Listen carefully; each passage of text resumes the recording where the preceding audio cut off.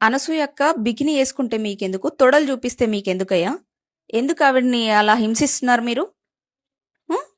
సమాజం చెడిపోతే ఏంటి అనసూయక్కకి?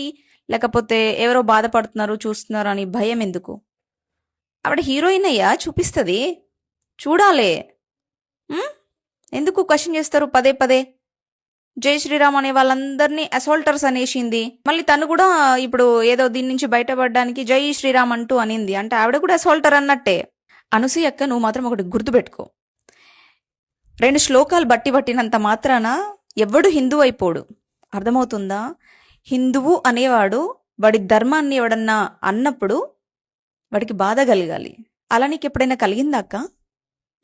పహల్గంలో అటాక్స్ జరిగినాయి, అల్లాహు అక్బర్ అని నినాదాలు చేశారు. నీ బ్రతుక్కి ఎప్పుడైనా రెస్పాండ్ అయినావక్క? ఎప్పుడైనా జాలి చూపించినావక్క? లేదు కదా. మరి జై శ్రీరామ్ అనే వాళ్ళందరూ అసాల్టర్స్ అని ఎలా డిసైడ్ చేసినావు? జై శ్రీరామ్ అనుకుంటూ ఏదన్నా దేశం మీద దాడులు చేశామా?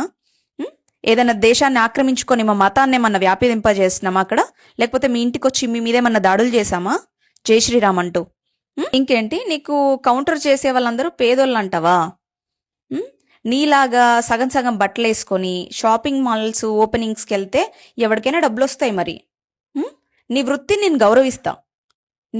నేను గౌరవిస్తా, కానీ నా ధర్మాన్ని నువ్వు కించపరిచావు చూడు, నిన్ను ఎప్పటికీ మేము క్షమించలేం. ఎన్ని పక్కల నుంచి ఎన్ని దాడులను ఎదుర్కొంటున్నాము. సనాతన ధర్మం గురించి ఫైట్ చేయాలంటే ఎన్ని దాడులను ఎదుర్కొంటున్నామో. బయటికి వెళ్తే ఎవడొచ్చి చంపేస్తాడో తెలీదు, ఎవడెలా అటాక్స్ చేస్తాడో తెలీదు.